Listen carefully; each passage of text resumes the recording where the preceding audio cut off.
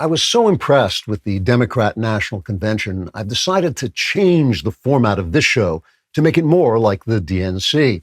So, for instance, before I begin today, I'd like to acknowledge that the land I'm podcasting from is the traditional home of the Cherokee, or the Chickasaw, the Chickamauga, the Chick-fil-A, or whatever the hell these primitives called themselves while they sat around half naked in ridiculous little conical tents, smoking pipes full of God knows what, before the Europeans came and brought air conditioning and civilization and things like that.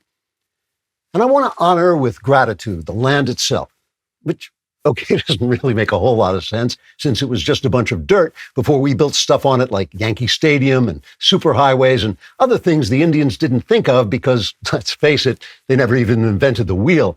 They just sat around most days wondering why it was so hard to get the wagons to move until they finally went back to smoking their pipes because really, who needs wheels when you're stoned out of your mind?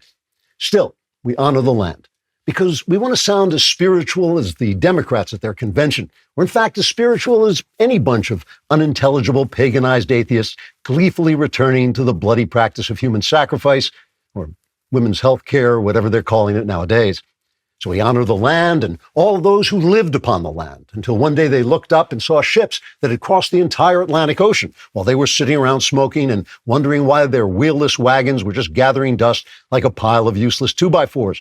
Or who even knows, maybe one of them tried to say something like, hey, wait, if we put some big circular objects underneath these wagons, we could roll them somewhere.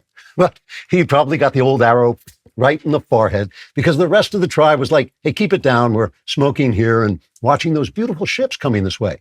What they probably thought was another planet, since they didn't even know there were other continents. And meanwhile, the Europeans were zipping around from one continent to another until they could take over that Indian land and, thank God, start building something useful on it.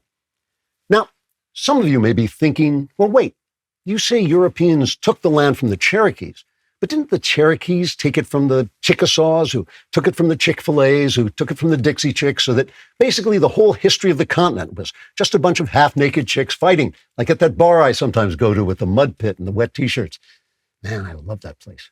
Anyway, all these half-naked chick tribes were busy killing one another until suddenly they looked up and there were the Europeans. And it was like, boom, how do you like my AR-15 fire stick, Indian man? And the Indians were like, holy crap'em, we should have invented the wheel. Then we could have rolled our wagons to the gun store and bought some of those fire sticks so we could wipe out these Europe guys like we did with the chickadees or the chick magnets or whoever it was we were killing when those ships arrived from another planet.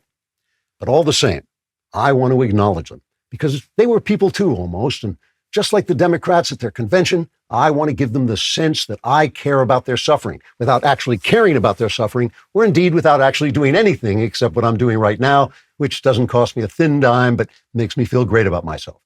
So that's my Democrat-style land acknowledgement. And if it's cynicism and insincerity makes you feel hypocritical, you can always comfort yourself by using your iPhone to order overnight delivery of a laptop from Amazon, kick back and enjoy the wonderful fruits of European expansion. Then, just like the Democrats, we can all finally stop blaming ourselves for settler imperialism and get back to blaming the Jews.